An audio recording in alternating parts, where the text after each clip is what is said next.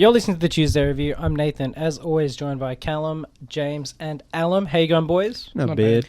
Look, we're going to start this episode off with a content warning. We're going to be discussing new movie, The Zone of Interest, which involves themes and discussions revolving around World War II and the Holocaust and concentration camps and stuff related to that. But also, it'll probably have to tie into some current conflicts involving events. Russia, Ukraine, Israel, Palestine, all those kinds of juicy subjects, which people may be sensitive to. Yeah, so if you have any problem with that, don't listen. This will be obviously our opinions on certain events that are transpiring. It is okay to disagree with that. You know, we don't claim to have the most valid opinions or the most correct opinions. But I think the most important thing is understanding that there are things happening where people are dying, losing their lives daily, children especially. Something definitely needs to be spoken about on that context. And it's okay if you do disagree, but there's no need for anyone to hate anyone else. Yeah, that's a big theme of this episode. Yeah, so look, we'll get straight in. We were all lucky enough to watch The Zone of Interest this week. It's out on video on demand in some places, and you went to the cinema to see it. Yes. Were there many people in the audience, or were you by yourself? No. Well, that's good. Yeah, no, because I went to Pantry, so it's, the audience for it. Hipster. Yeah. Wait, is that a prison joke? What did he say? He saw it at Pantry. You saw it? Was that a prison joke? Oh, because they're like locked in. It was a place. Oh, because it's a No. We should have waited a little bit longer. The Jesus. Oh, no, not so you make it a prison joke. No. I thought I was the one getting us cancelled. I mean, it's because it's like the trendy Palace cinema, like it's not the Broady Hoyts where it's all the boys come in with their popcorn, like on their phones. It's like people who actually like movies going to see these kinds of movies. Like the S-Talk. Or something like that. And also this is a movie that's got a lot of buzz around it. And I remember when they announced Jonathan Glazer was making a new movie, I'm in, I don't care what it is. But of course, in Australia, we don't get anything till later. So the movie comes out like in December in America or something. Came out a while ago. So everyone's already talked about it. I keep hearing these things. And I'm like, can we just freaking see it already? So finally it's out and I was able to see it. It's worth seeing in the cinema, not just for the visuals, which are good. The sound design is insane. Yeah, it's heavy. Yeah. It's just incredible. So it's worth seeing at the cinema at that. But be warned, it's a very heavy movie. And it's not a fun night out to the movies kind of thing. It's very, very it's an interesting haunting one. And affecting. And before we talk about the movie itself, I think we should give some background context, both in media literacy, because this is a difficult movie for some people who have had the movie's had mixed reactions. Some people claim it's boring, some people don't see the point in it, and there is an element of people not understanding what the movie is actually trying to say. We've discussed this before. One of the first things I saw about this film was someone was saying that they think that this film is it's a terrible job at making a war movie because they didn't show the horrors of Auschwitz enough. There was this idea that you need to see them working in the camp, and like Nathan said, it's a media literacy that's the issue. Point of the movie. That's what I was gonna say. It's part of the reason this movie isn't getting critical acclaim across the board. I think it is getting critical acclaim across the board. There are people that very much don't understand the movie. There's always a vocal minority. Online commentators are struggling with this film.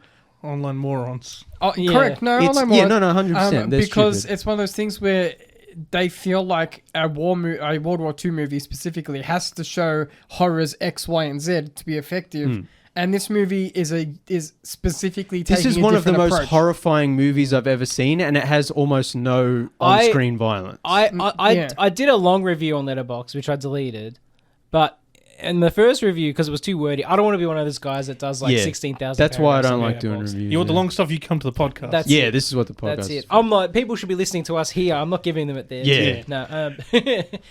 And one of my first review, I said probably the best horror movie of 2023, 2024, when I saw it 2024. So for me so far, because it kind of basically just is a horror film. 100%. Like the audience is aware of what's not shown. Yes. And it uses that as a context. Well, that's also another part. It's not just media literacy. It's just being educated enough to know what's happening without them expressly saying, this is what's happening. Yeah. And I think a lot of people just don't understand a lot of stuff. I think it's because there's a lot of dispassion. Like they talk about subject matter like ovens, and they talk about people with such kind of. So we should say it's about the commander of Auschwitz during World War II. Rudolf something. Rudolf Höss. Höss, yeah. A part of the issue is people think it's not and it's effective. told from his outside of the camp. Like him and his family live outside the camp, and that's all you see. You never see inside all the all the victims but when we of the say Holocaust. Outside the camp, literally just share a wall on the outside of the Yeah. wall. And this is a real thing that happened. Yeah. And the movie is told from the perspective of him and his family just going about their quote unquote normal lives, while the worst atrocity, one of the worst atrocities in human history, is happening right next door. And that's the point of the movie. Even though you don't see what's happening on the other side of the wall, you hear it and you feel it. Yeah. And it's a viewpoint that hasn't been very much explored until recently. Like I'm sure it has been explored in other films, but there's a lot of movies out there, but not to this. Most Holocaust movies are about the Jewish victims. people, the victims in the camp, or the soldiers. Yeah. And I think that relates to the other thing I was going to say before we talk about the film itself is. It's a very different kind of war movie or World War II movie or Holocaust movie or camp movie, whatever you want to classify it as. It doesn't depict the villains as mustache twirling. James linked a behind the scenes thing where he says that. Jonathan Glazer, the director, where the director says that he didn't want to depict the Nazis as mustache twirling kind of vaudeville era villains, like Western style villains. Like this is no Inglourious Bastards. It's not like if in normal kind of war movies, the Nazis are kind of over the top. Yeah, they're the ultimate villains. The ultimate villains. And it's like, but that also in a way desensitizes people and makes them feel, well, I'm not that crazy evil. I would never be a Nazi. It's something I've heard people say before is like, we shouldn't call like Hitler a monster, or we shouldn't call serial killers monsters, because it separates us from them and is like they're a different species or something. Where it's like, in reality, humans can be evil and awful. And I think this is what this movie does, is these aren't cartoonish villains. They're real people, real lives, real families, but they did the most evil thing you can imagine. Or they turned a blind eye. Which... Like Rudolph, you could say, he was directly involved. Yeah. His family, his kids... They knew what was going on, where there's power dynamics in what they could realistically achieve. Like, they certainly benefited from it. 100%, yeah. And they were comfortable living a life on the back of labor and kind of genocide. And it was a good This movie is also so great because it's not just about the Holocaust. It's like about the evils of like turning a blind eye to any sort of genocide or any kind of big world problem, but also just the evils of capitalism. Yeah. And the way the bureaucracy just keeps churning, grinding people into bones into dust. And people just benefiting off that and just being like, well, so like that's how it is. That's the ultimate message of that film. It's just like most of these characters, with the exception of some of the commandants and higher ranking SS, it's like they might not be actively doing evil, but they're allowing it to happen. Yes. They're benefiting in it. And subconsciously, maybe we'll talk about this later. It like, especially with his young sons, like it affects them. Yeah. I won't go into detail now, but like it's definitely, they're not doing the wrong thing on purpose. They're not deliberately. Yeah. But it does ultimately. It kind of just shows as a people how easy it is to slide through inaction into enabling or committing atrocities or evil. 100%, which is a big problem we're seeing now. And which is why people who don't understand the movie call it boring are missing the point completely. Yeah. Because it's like, no, you're looking in the mirror. This is you. This is us. Well, I've talked about on this show probably more than once. People who say, I don't like politics, I don't pay attention, yada, yada, yada. I don't want politics in my movies. I won't say 100% of the time, but most of the time are part of the problem. People who are like, turn a blind eye to what the Nazis are doing. Yeah. Because things are going okay for them. Yeah. Yeah. And it doesn't, people who say politics doesn't affect me.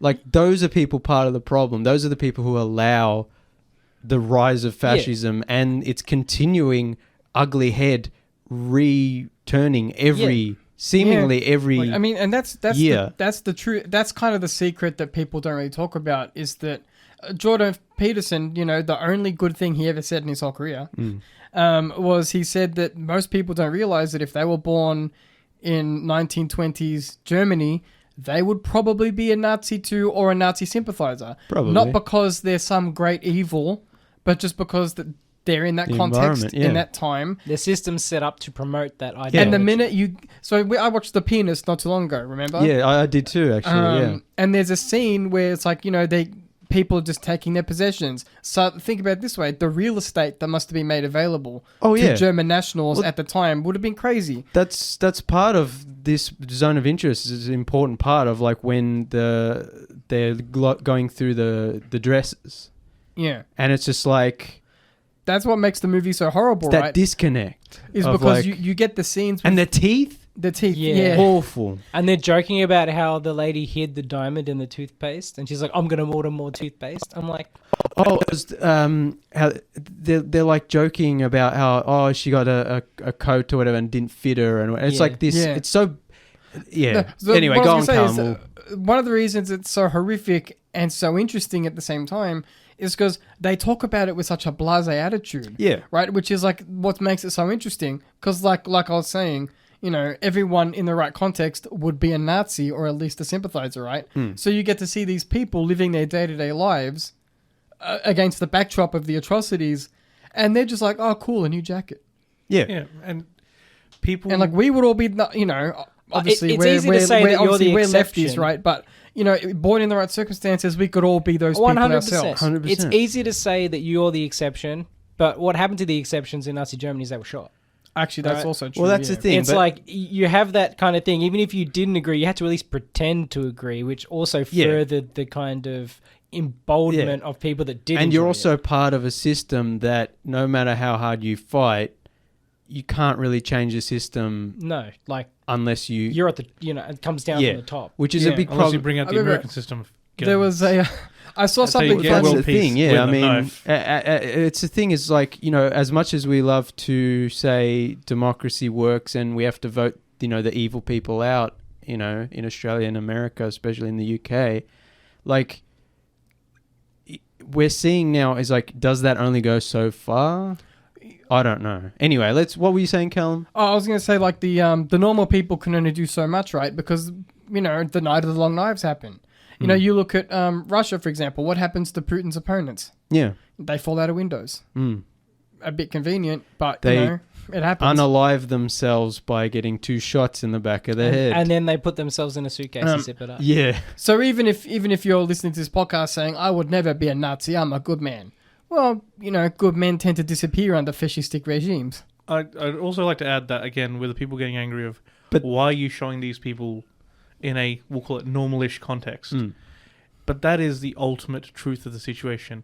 What is happening in the world currently, it's the same thing. These are seemingly normal humans just like us who have decided to willingly look the other way when there's a huge atrocity going on right next door, basically. Literally, yeah. Yeah, literally next door, same as in the real world. Yeah. And there are people that are living a relatively normal life, knowing that there are children, mothers, everyone getting slaughtered. And they're okay with it because, they're on... Look, they're doing the right thing as far as they can tell, and their group is doing the right thing. There's even photos of people taking clothings out of demolished houses to take home and stuff. It's like the parallels are uncomfortable to me. In Palestine, yeah. Obviously, the uncomfortable conversation is, Israel is a state. Obviously, it was formed after World War II as a city for the Jewish homeland, and it's like, they are a people that they learn diligently about lessons of the past and the Holocaust, generally, and there's also that kind of dichotomy going on at the moment where they're leveling Palestine. Well, that's kind of the uncomfortable conversation that we're trying to dance around in the studio. But it's like these lessons need to be heard, and it's very easy to sit here and say, you know, well, we're kind of proselytizing at people, but it's like, again, it's like you're living comfortably on one side of a wall and people are suffering enormously on the other. The same can be said for Russia and Ukraine. 100%. Like, we don't have an answer. We're not saying, oh, it's easy, whatever. But especially this movie, it's like, I hate this fake. I saw it with my friend Ed, and I was talking to him about it, Zone of Interest, after we saw it. I hate this fake, like, facade of civility.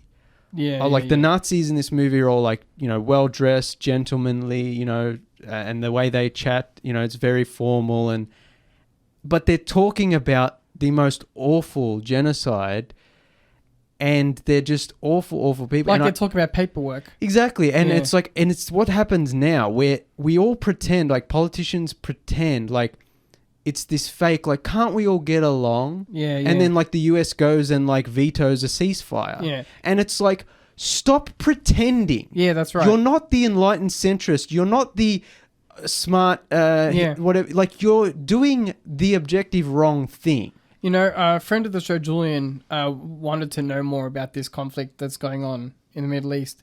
And I tried to explain, we gave him, me and Alan, I believe, gave him a kind of rundown on it. But I said that when you frame it as Israel versus Hamas or what have you, it's almost kind of the wrong framing, because Julian was like, well, who are the good guys and who are the bad guys? That's the thing, yeah. And I'm like, it's actually not that complicated, but people like to pretend it is. We don't have enough time to go into it on the show.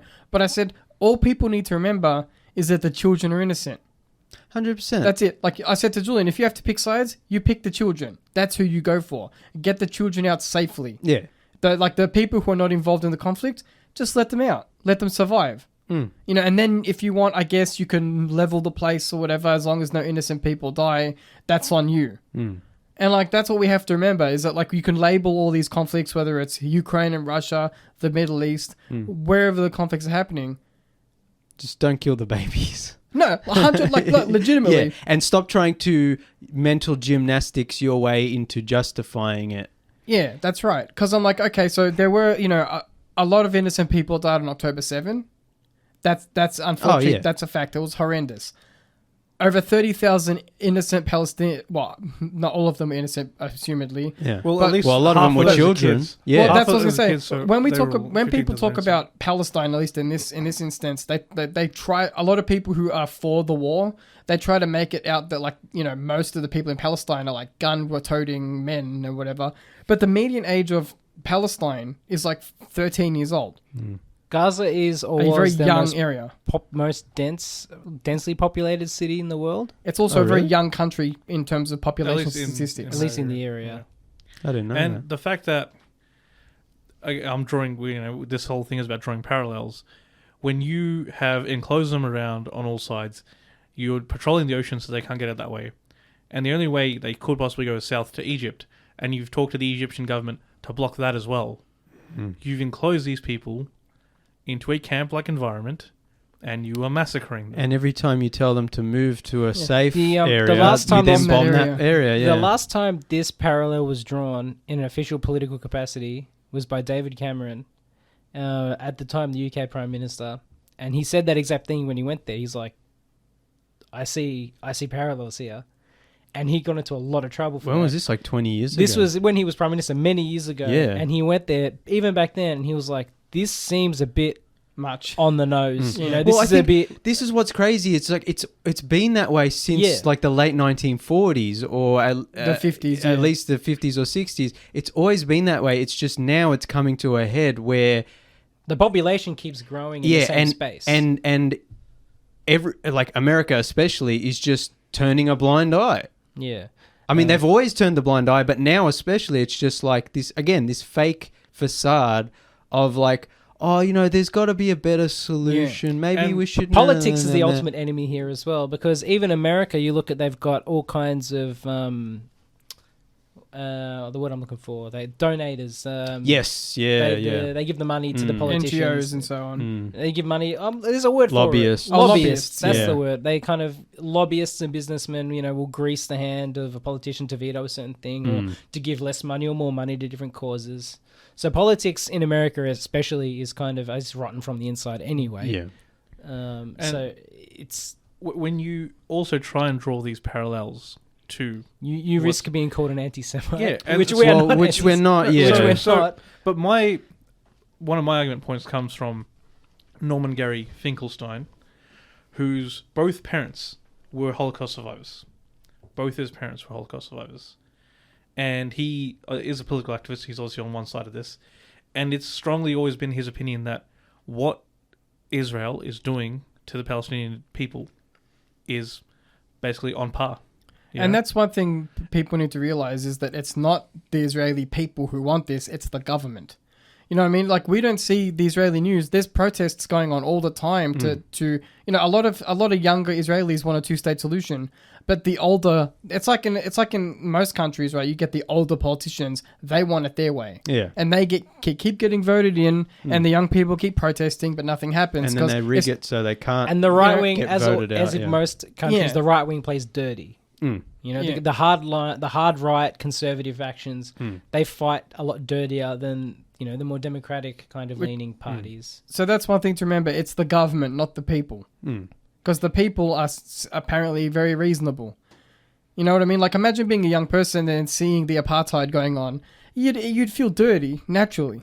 Because you can't. It's like their zone of interest, right? Well, you see this stuff and the body rebels. But then there's also this level of indoctrination, which happens in the film as well, where it's like, even subconsciously, even the youngest son, when he's playing with his toys and then, he is a prisoner is trying to escape or whatever. He was fighting over an apple. Yeah. And they're like, we'll drown him in the river. They're just like, drown him in the river. And then the son obviously hears this and is just like, don't do that again. Like, he's pretending play. And like, he's a little kid. He's probably not even in the Nazi youth, whatever, yet. Like his older brother is. But it's like, it is affecting him. Yeah. And then his older brother, who is in the Nazi youth, there's that scene with the greenhouse, where it's just like, oh, this is like affecting everyone in the worst sort of way. Yeah, even the daughter, like, she has sleepwalking, and like there's obviously something wrong. If there's something affecting the whole household, and the mum comes to visit, and she leaves in the middle of the night. Yeah, the grandma. Yeah. She escapes, and I guess she couldn't handle. She's it. Germany as a whole. Like, she's like, we knew they were putting him in camps, but we didn't know what they were doing. Yeah. And when we do find out, we're just going to nope it out of here and pretend it didn't happen. She's like symbolic of like the older kind of, she has almost nothing to do with. She's older than this. Yeah. Like, and she's just, when she found out, she's like, just happy that her daughter's living in a big old house with a big old garden. Well, that's what's crazy. It's like when she's going around the house, it's like, oh, this is paradise. And literally, there's the wall. And then when she you can hear people screaming and being shot. And they're like, oh, wow, your garden and your flowers, your pool, wow. And then obviously it was too much for her, or she truly realised the extent of it, and she just kind of it's that scene where she's looking out the window and you can see the oven. Ash. Yeah, it's haunting. She wakes up from the little recliner bed thing outside and she's coughing. Oh, the ash. She sees smoke in the air, and then, she's like, I'm breathing in basically burnt human beings. Yeah. I know we haven't done a spoiler warning, but I think most of the things it's literally based also on... most of the things we say, I'm being sort of vague about them. That being said, like, it's not a... And then there's a plot twist. Batman comes in and rescues, Yeah. There's nothing... It's not it's not really a plot important or heavy film. It's more about experiencing, I guess... Atmosphere and about what the people that were, like, living it on the other side, on the baddie side, how they were actually living and how they, I guess, in a way... seem to justify what they were doing, or at least what their regime was doing. Because for them it was just, oh no, they're Jews doing Jew things, and therefore they should have been put in the camps. And and also like it look, benefits... this lipstick I got out of this coat. Most likely the person who owned the coat and the lipstick is dead. Oh, 100%. I'm just going to put the lipstick on my lips and then put it in my little cabinet. Yeah, it's mine now. I'm benefiting from it, so it doesn't matter where it came from. And that's what's... I want to use the word funny, but I don't know, that's probably not the right word. Is like... Hoss and his wife, like Hoss is like middle management of the SS. Like he runs Auschwitz. He's basically just a bureaucrat. Like he gets moved to a different department, and then when the other guy doesn't do as good as him, he gets moved back. And his wife is like happy with the riches that his position the benefits that his position has gotten her. And so she's like, hey, you know, we've wanted this for so long when we were 17 and fell in love and got married. And he's like, and now we've got this place. It's like, I don't want to lose this. And it's almost funny. It's like this really dark, like you could just change his job to like some tech company or whatever. Yeah. And it would change nothing in the scene. Exactly. Yeah. Like it's just like, it's just their marriage, and they weren't evil people, but they're just kind of like benefiting from this situation. Yeah, and like their humanity's been stripped away, but they're still regular people. And it slowly seeps in. Like they've got the Polish individuals working for them in the house, and I think one of the girls messes up, maybe leaves the plate out for the husband or something. And she's like, did you mean something by that? And the girl's like, no. She's like, I could have my husband spread your ashes. That's when it like turns up a notch, and you realize the wife is not just turning a blind eye. Like she's gone to the next level of like, she's evil as well. She's all in, Yeah, like there's we won't spoil the end of the movie, but when something happens with Hoss right at the end, and then he puts on his hat and goes about his business. And I think that's a really powerful point in the film. Yeah, we talk about, like we were talking about how it's like, this is off air. We've talked about it before, how you can see and do these horrible things, and even if you smile and toe the line, your biology is still going to react to it, whether it's your mental illness or whether it's a physical event that happens to you, like ulcers or something like that. It's like you can only see and do terrible things, even if you think what you're doing is great. There's like a primal sense of wrongness associated with it. So I would like to believe that, but I feel like there's so many evil people in the world that just nothing bad happens to them and they just keep doing evil things. I'm not talking about psychopaths. Like I'm not talking about like, you know, Ted Bundy. I'm talking about people like Hoss, for example, who turn themselves into these people. Like I'm just talking about like US politicians who keep doing the most awful things and keep getting away with it, and they live to 100 years old. Yeah, like McConnell. Yeah, and it's just like that's exactly what I was thinking about. It's like I would like to think that he doesn't sleep at night, but 100% he sleeps in like comfort, like a baby, yeah. and he sleeps on piles of money, and he loves it. But if the rumors are true, he can't get an erection unless a poor person dies. So, you know. But to him, to kill a poor person to get an erection, I like that we added that if rumors are true. If rumors are true. Allegedly. Allegedly. So we don't get sued. Who said that joke originally? Was it Jon Stewart? No, that was on a... somebody was doing like the type thing for the news. So introduce Mitch McConnell, and then underneath somebody had typed up. He cannot get an erection unless it's not like a sketch show or something. But yeah, no, I see what you mean. It happens a lot. I think it's because there's also the divisions between people, right? So like Mitch McConnell, for example, might not consider a poor person a full human being. So it was like I was watching Kid Rock went on Joe Rogan. With the Jews, Kid Rock went on Joe Rogan the other day, and there's a sound clip of him saying he doesn't think they're going far enough. He says that unless Hamas give the hostages back immediately, he said like 48 hours notice. If they don't, 30,000 people should be dying a day. Yeah, is what he said, legit. But that's what I'm saying is people. And so I'm like, yeah, it's like the division between human beings. Like one of the members of the Israeli government said that it was a good thing that there's no human beings in Palestine, just animals. Yeah. 100%. So it's like that's how people can. If like Hoss probably didn't consider the Jewish people full human beings, like most Nazis didn't. So that's probably how they can sleep at night in quotation marks. People will create these kind of I guess psychological profiles, right? It's people will believe what they need to justify their actions. Oh, But yeah. that's with everything. No, but otherwise, if you were in... cognitive dissonance and like the mental gymnastics people go through. Otherwise, your brain would break if you're participating in that stuff. If you're seeing the reality of what you're doing for what it is, then you wouldn't be able to we've talked about it. Like a lot of right-wing people, conservative people, they live in their own reality. Like I know we all have our bubbles, but they live in a different like... The way that they wiew the world is a wholly it's completely different. warped. Like it's on a different planet. Like it doesn't even...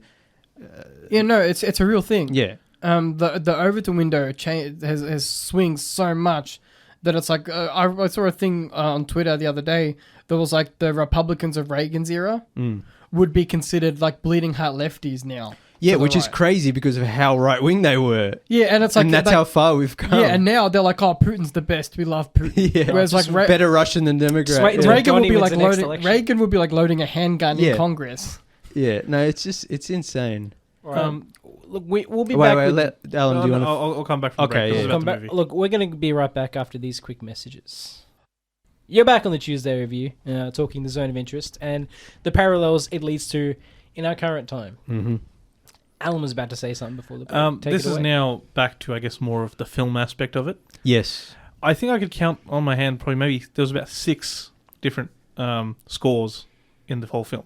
Most of it was, I would say... like pieces of music. Yeah. There's about 6-ish pieces of music in certain scenarios. The rest of it was just raw... That droning, that awful droning sound. Anytime you saw the fence and the barbed wire, you could hear the buzz of the electricity running through the fence.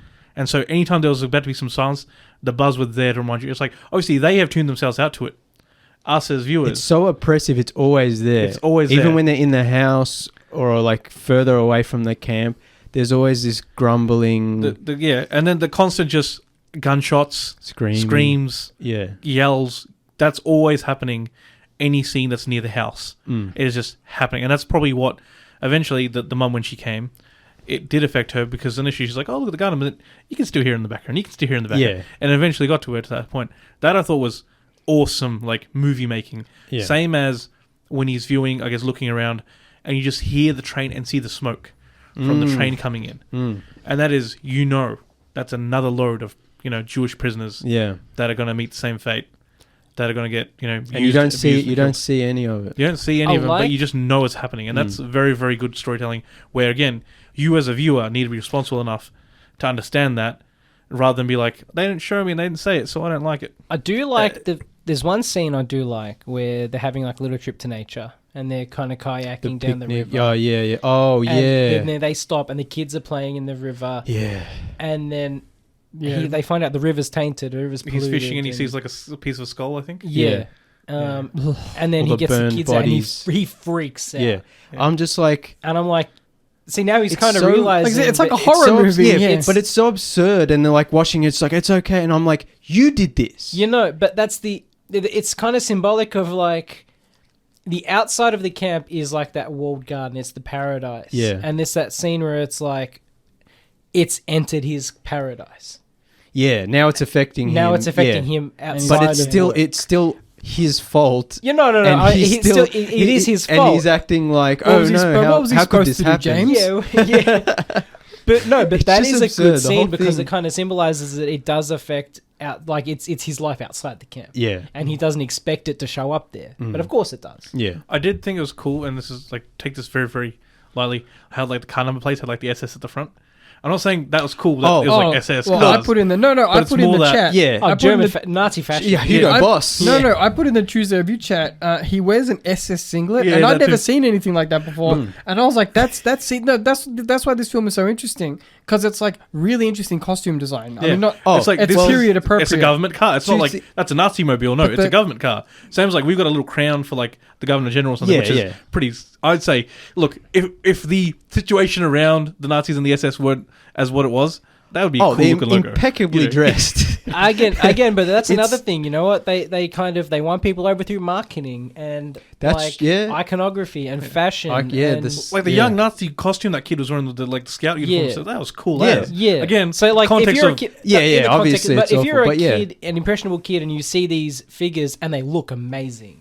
You're like, that's and someone it's I like can look up to. And it's all subconscious. The Übermensch. Yeah. Like, he's your ideal Aryan, ideal German, and look how he's dressed. Look, and how in reality, they're all speed and freaks and like they're not good people, but to and each other, probably don't have high polite, IQ, but they eloquent, look amazing. well-spoken. Yeah. You know, they're like, that is the high power man you aspire to be. Obviously, the cruel and, you know, inhumane things he's doing. Yeah, but they don't promote that to the kids. Two things from what Alan said. Like, one, when there is score and it's so weird and unsettling, amazing. And when the movie, not to spoil anything, but does things that are, I guess, like a little avant-garde, super effective, and unsettling. And also, to what Callum was saying, like the costume design and stuff, this, you know, there's a lot of great period movies, like World War II movies, with great production design, costume design. This movie felt like I was being transported back to the 1940s. Yeah. Also, it felt so accurate, it started to unsettle me. Yeah. It felt like this was and part of that is not just the great costume, set design, hair and makeup, whatever. It's the way it was filmed. Is Jonathan Glazer, like, and his crew, like, they set up cameras all around the house and the garden. And then they left. There's no camera crew. Yeah, it's almost like a documentary. And so the actors didn't really know what angle they were being filmed from, or when they were on film. Yeah. So they just had to be natural. And the way the film is edited as well and shot is it felt almost sometimes like security camera footage, where they're just walking through rooms and it's cutting to different angles. And it cuts to the other angle. Yeah. Close the door, turn the light off. And it lended this documentary... Another way to make you feel uncomfortable. Yeah, and it just felt so grounded and real. And there was just no artifice to any of it. No. And they didn't use any, like, film lighting. So it's all just kind of natural. And then there's those night scenes where it's, like, infrared. Yeah. Because it's like... he's like, we need to capture this dark scene, but we don't want to use artificial film lighting. So let's just film it so all you can see is heat. And so all the detail you get is the girl, like, her glowing sort of figure going through the dark field. And it's so weird and, oh, man. Also, like, initially, it took me a little while to figure out what she was doing, because I was like... she's hiding she's hiding apples in the first scene in the trench area where I assume some of the... prisoners are digging, and then the second time was where the wheelbarrows were. There was a different kind of fruit. Basically, when they would come to pick up the wheelbarrows, they know they could possibly find a bit of fruit there, give them a little extra sustenance, possibly keep them alive. Yeah. Also, again, props to Sandra Hüller. If I'm saying her name right. She's an amazing actress. And she was in Anatomy of a Fall. Both are nominated for Best Picture. I think so, and I think she's been nominated for both movies in terms of award, in terms of acting. At least she could speak German in this one. She was. Also, Alan was in Anatomy of a Fall. It was a French movie. She played a German character, but she wasn't living allowed in to France. Speak German. No, she could speak German, but it wasn't because she was in France, and her husband and son don't speak German. Not allowed to speak German, I should say. She could, so she had to speak English most of the movie. So it's like most of the movies like this weird French and English and. Also, Rudolph's white suit at the party. Oh, yeah. No, it was. I was like, wow, that's actually really good. Although there's one comment in that scene specifically where he's talking to his wife and he's like, all I can think about is how I would gas them. Yeah. And I'm like, this is at a party? No, that's Alan's laughing. But I'm like, you just showed like this man's mind is completely That's the thing is, like, even though we're saying they're normal people going about their day normally, they're still evil. And like I said with the Hedwig, the wife, Sandra Hüller's character, like when she says like, I could have you killed or whatever, like it turns it to the next notch, whereas like, no, these people are bad. Yeah. It's just they didn't start that way, and they're not bad in a Voldemort sense or something like that. They're not like cartoon characters. Yeah. They're like normal everyday people who have their humanity's been stripped away. Yeah. Like probably piece at a time until you find yourself being a middle manager of Auschwitz. Exactly. Yeah. Which is the ultimate message of the film. This can happen to anyone. It can happen to any society. It's happening now. Yeah. Which is what's so upsetting. On that point, after watching this film, Nathan and I watched a documentary called Night and Fog from 1950-something. 1956. It was made or commissioned by the French government in for the 10th anniversary of the end of the war. Okay. Specifically about Auschwitz and the Holocaust. Yeah, and honestly, it was awful. I don't mean awful I've as in seen- poorly made. I think we've all seen the kind of your stock footage of Auschwitz and the Holocaust and how bad that is. But this goes a bit further than I would have it was liked. So genuinely- exercise extreme caution when watching this movie because you will see things it's genuinely upsetting to watch. maybe you don't want to see. It's only a half-hour documentary, but one of the reasons we watched it, or at least I wanted to watch it, was because it's like we have various ideas about World War II, right? It's like most people know World War II, especially people of our generation and younger, obviously. But it's like we were born in the 90s. Even if you were born in the 50s, by the time you were grown up a bit more, it's like World War II was this older thing. It's like we don't really. It's also shown a certain way in the media. There's a very heroic Americanized. Yeah, that's what I was going to get at. It's like there's the World War II cinematic universe. Yeah, but that's the thing is like it's any war, any event is complicated, and the more you dig into it, the crazier it gets. Because people are so used to consuming media about World War II in video games, in TV and movies that we have a certain, well, not us, but it's like there's a certain expectation about what they're supposed to represent, what they should be, which is like some of the problem with Zone of Interest is it didn't cater to people's expectations about what a movie about Auschwitz should be. I think it's not the boy in the striped pajamas. Yeah, which is basically the trashiest kind of Holocaust movie. But like But I think it's important sometimes to watch something that might be there's more challenging to put it lightly. Yeah. It's also because the filmmaking isn't as conventional as basic like a stock standard kind of blockbuster. So some people have problems with just the way it's presented. Yeah, well, this one shows dead bodies, decapitated bodies. It shows the documentary. Yeah, it shows. What's it called again? Sorry, Night and Fog. It shows the people in the prisons, and they look like walking skeletons. Like, that's insane. It's upsetting. That always freaks me out. Where I'm like the abuse the human body can take and still survive. Yeah, nuts. It's insane. Yeah, and so my point is, it's like it's one thing to play a video game or watch a movie. It's another thing to really actually see what it looks like in real life. There's also a difference between a war movie and a Holocaust movie. What I would suggest for people who want to learn more or watch more about this is probably that's not something that does it right. The balance that meets the balance is probably Band of Brothers. Right, The Pianist is a pretty good one as well.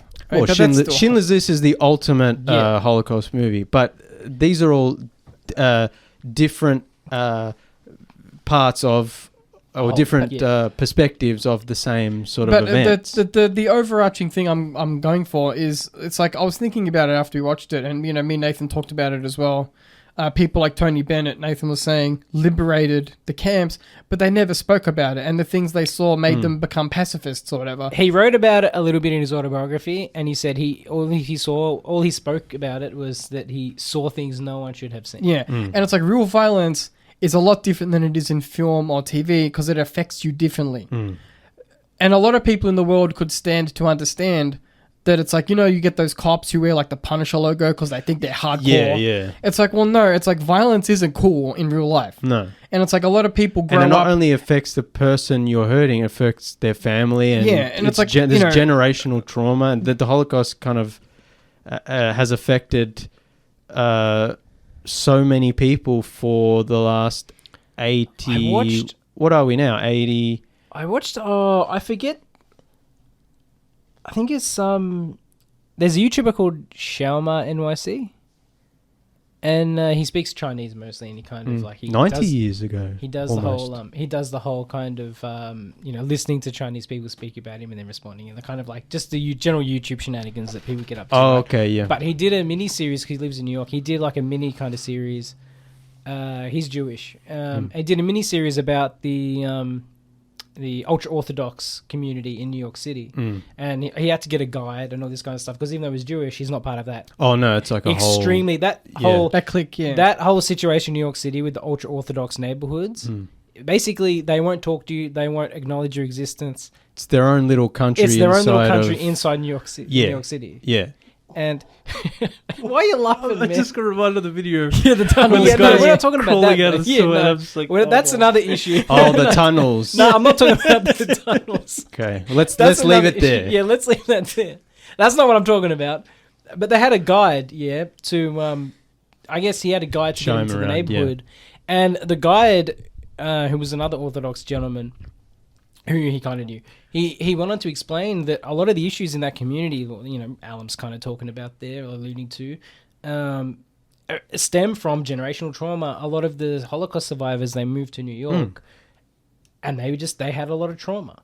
Yeah. And that's kind of, even now, they're still trying to figure out how to live as kind of like their family kind of passed down, you know. And it doesn't help when they are still discriminated against. Yeah. And I understand, you know, especially when like Israel is like reacting in a certain way. And it's like, I understand that.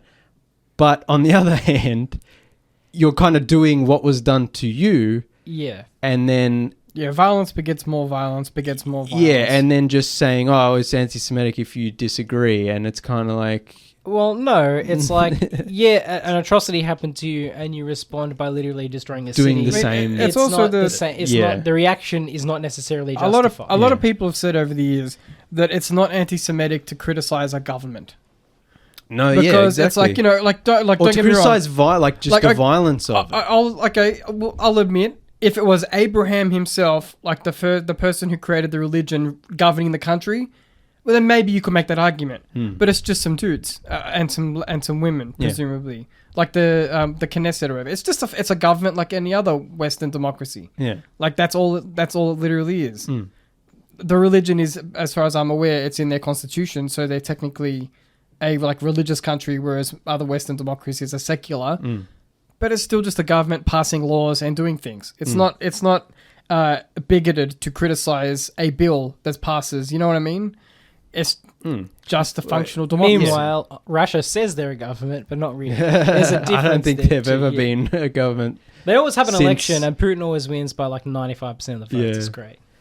Yeah, no, it's just also the violence of it. Like if someone does an act of violence and then you criticize a system that has facilitated that violence, it doesn't make you a bad person. Doesn't make you a bad person, and even if the person perpetrating that violence is like has quote unquote reasons, it's still violent act on oftentimes someone who wasn't sort of directly or and a lot of people don't. We often distance ourselves from all of this stuff, right? Because we don't connect with it because all we do is we go home. We're like asleep. I know that's a clumsy analogy. Yeah. But we go home, we watch movies, we do a podcast, we play video games, whatever. But we're not the ones often not the ones suffering. No, we don't see what really happens in real life. That's one of the reasons why we have so many problems, and that's one of the reasons Zone of Interest is so powerful. Is because it's the screw you, I got mine. Oh, it doesn't affect me kind of thing. It's like, because we're not starving in Africa, why do we have to worry about it? You know, because we're not in the Middle East, why do we have to worry about it? And it's just like this lack of empathy, lack of understanding, and lack of just general common sense and education about history and world issues. And it affects all of us. Like you were saying before, capitalism. We all benefit from sweatshops. Yeah. How do you think our iPhones are made? Like you could remake Zone of Interest almost exactly the same and have like an Amazon factory next to the manager's house. And it's we can have the Apple middle managers building the safety nets. Those anti-suicide or whatever. It's just so upsetting and disturbing the way these systems are made, and people keep feeding into them, and they get complacent. And the bureaucracy of it, like there's the scene in the movie where they're designing the ovens to burn the bodies or whatever, and he's like, here's the best way to do it, and he's like, okay, I'll sign off on it. Is that what the movie's title is about?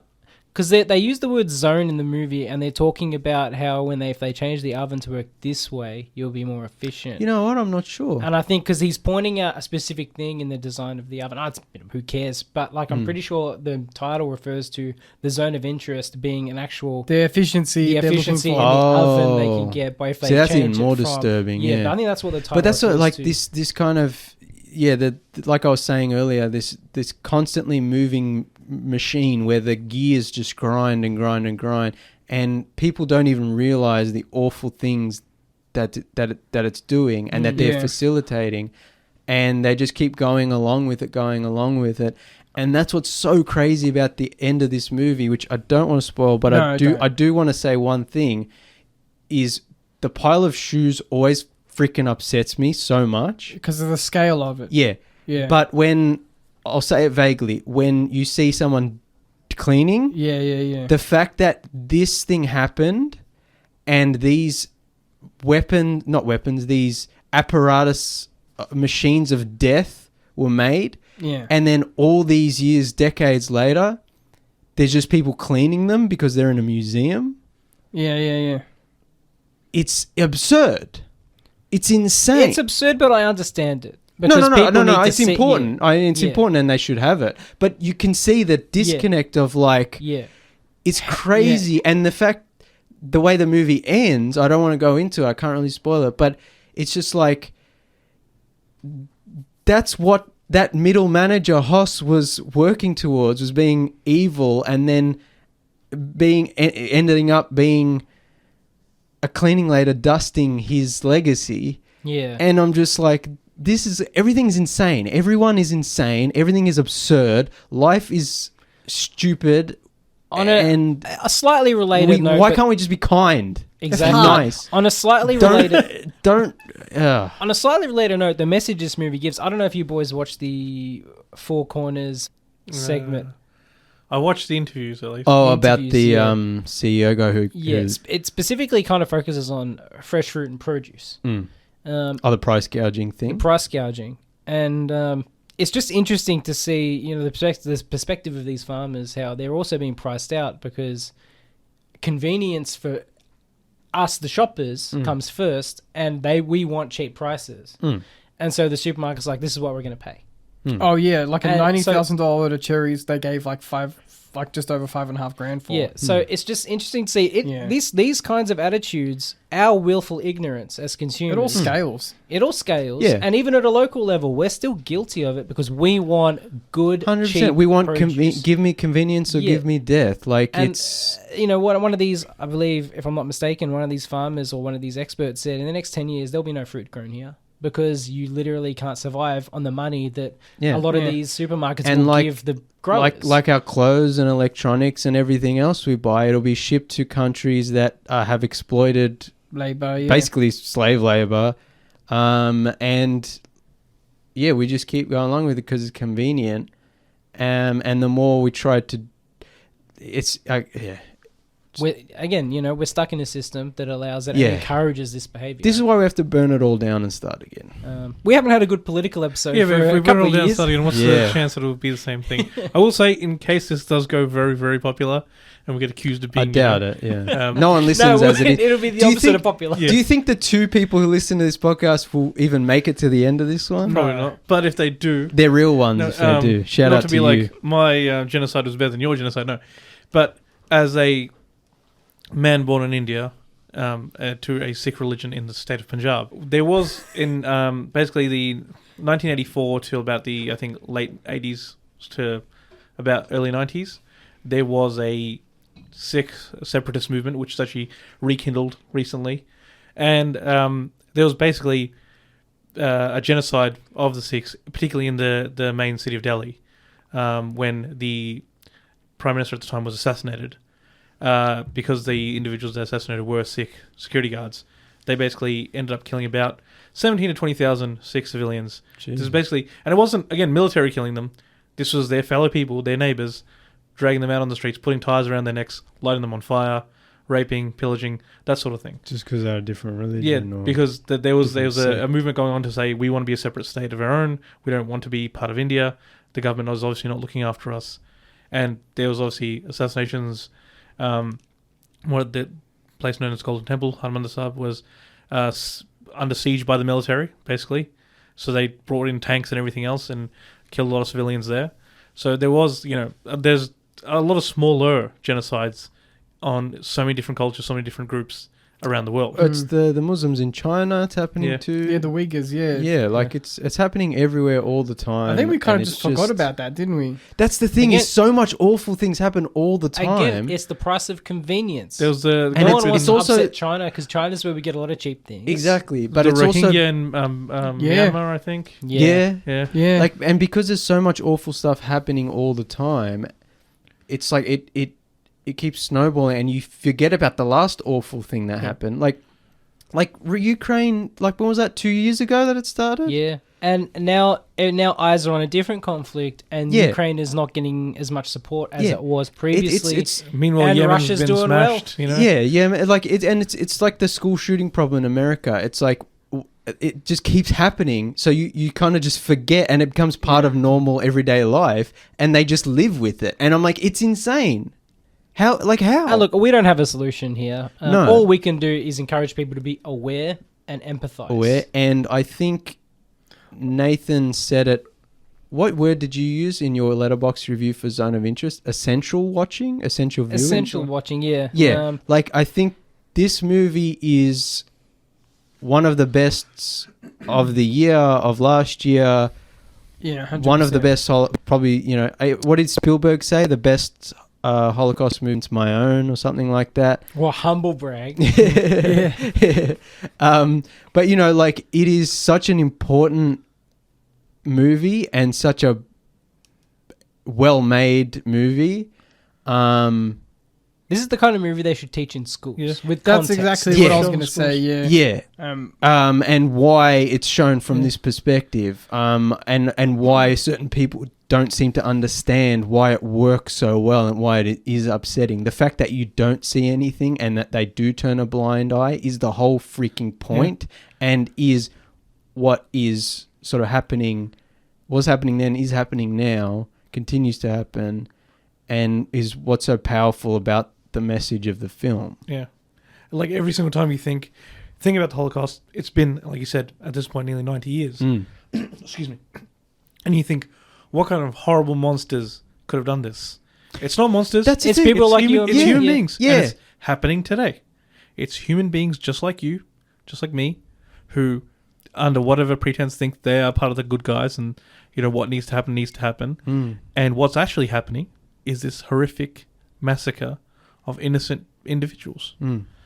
It's not monsters. It's not aliens that are doing it. Yeah. It's people that are just normal people. They think they're living normal lives, and they're raising their families. Yeah, because they're allowing terrible, untold evil to take place in their backyard, basically. And often also as well, it's like the large amounts of deaths aren't being caused by any single soldier in this fight or what have you. It's the people up the top giving the okay to use drones and bombs and whatnot. So even then, it's also structural. It's not just people like in the Zone of Interest. That's always been the problem. Hoss wasn't killing everyone himself. He was getting soldiers in and he was signing paperwork, so it was all being done by other people. Look, that's what's so crazy is they're not doing it themselves. A lot of these politicians never have physically hurt someone, but they're doing so much physical, mental, financial, emotional harm. I think, it's not often we get political in terms, at least local politically, on the show anymore. Not for a while. For a while. But I think, look, most people... It's making a comeback. There's no... As the world gets worse, it's harder to ignore. Obviously, there's not much that the average person can do other than be aware and vote in your best interest and other people's best interest. I think we've talked about before... Don't just vote in your best interest, vote for everyone's best interest. Yeah. But have an educated vote. Don't just vote because someone is voting a way, or your parents vote a certain way or whatever. Have an educated vote. Definitely don't vote based on what you saw on Sky News. Yeah. And again, most media outlets are right wing, so most of the stuff you're seeing is skewed from that point of view. The word of the night really is just empathy. Yeah, that's just the thing. Care about other human beings. Yeah. Just everyone is like you. You're not you're not the main character. We're all NPCs. Yeah. Just because you have it all right doesn't mean everyone does. And just because you haven't been discriminated against doesn't mean discrimination doesn't happen. Just be good people. Be good people and read a book. And watch documentaries, Yeah, just Because real life isn't real life. We'll find something that won't scar you as hard. As real life isn't made on a soundstage. But we talked about it like a year or two ago when we were What was that French movie we saw? Calvert. No, this ain't nothing like Calvert, man. Yeah, No, but different type of scarring. But like, we talked about a while ago where it's like life is so hard for everyone. Like, just we got too much going on: work, kids, school, whatever, mental health, physical health. You got to catch up with friends, catch up with family. There's just too much going on all the time. So I understand it's so hard to worry about everyone else's problems, the world problems, wars, and whatever. Yeah. But you have to have like an understanding of it and an empathy, and sometimes you do have to educate yourself, because a big problem is they right-wing governments and whatever, they're deliberately keeping us dumb. They're deliberately keeping us in the shadows so that we keep voting them in, or we let them we turn a blind eye and we let them get away with anything they want. And you look at World War II and you go, that couldn't happen again. And yet every day it's like a new fascist freaking right-wing psycho gets up on stage and says some awful, awful shit. And everyone cheers, and it's like, what the hell? It's happening now on smaller scales all around the world. And it happens in Australia. Oh, 100%. Don't kid yourselves. Just because we're not as bad as America or, as old school as the UK. Look, let's not forget. There's some bad stuff going on. Scott Morrison secretly swore himself into multiple portfolios. Yes. It happens here, and it happens probably regularly. Yeah, there are just politicians who straight up get up in... Geordies. Yeah, like it's just... Anyway. Yeah, anyway. All right, that's the end. We'll have to pull the pin here, boys. Thanks for listening, everyone. Zone of Interest, one of the best movies of the decade? Just be prepared. And it's an important movie. Yeah, obviously you have to be able to stomach. You have to be in the right mood, and it's not a feel good. You're not movie. watching Inglourious Basterds. You're not watching Schindler's List. This is Schindler's List is no fun. No, but it's not. Either. It's not going to be on that side. Like it's not a narrative film. Yeah, it's not going to be. It's a bit more unconventional. It is a Holocaust film, but it's definitely very slow. It's on a different side of it, but it's part of the horrors. It's definitely part of the horrors. Thanks for listening, everyone. Thanks for sticking with this episode. Yeah, if you're still here, you're a real one. Yeah, comment to Shaka in the... Thanks for listening, everyone. Please follow us on Facebook, Threads, Instagram, Newsmast, Blue Sky, Twitter. True Social. No, stay off True Social. And follow us and subscribe on YouTube. YouTube, yep. We'll be back next week. Adios, cousins.